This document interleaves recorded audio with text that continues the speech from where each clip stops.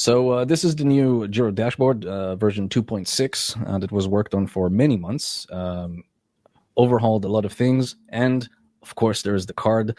So I'm already logged into my, basically the card that I'm using, the one that I showed before, and you can see the different top-ups that I did here as like tests. I haven't spent anything yet from this card, but let's say I log out. So this will be the welcome screen that every user will be seeing. You can find the fee structure here after the 6 months. And also there is a program for Gero token. If you want to continue enjoying the no fees or maybe part of the fees, you will be able to essentially just hold certain amounts of Gero based on real money value and enjoy no fees going forward. But for the next 6 months, this table is basically zero throughout the whole thing.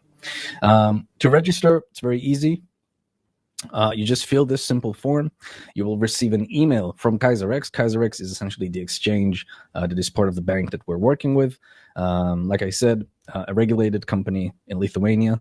And once you receive the mail from them, you'll be able to start the KYC process inside the wallet. So you'll need, essentially, after you have a user and password, to sign in and do the KYC process. So I can actually show what it looks like. So after I sign in, I need to do the KYC. It will tell me basically that I haven't started my KYC process at all. I'll click this. It will open a new tab. I'll do the KYC. You can also finish the KYC from your phone. After I've done that, it will show the pending one, and then it would show the approved one.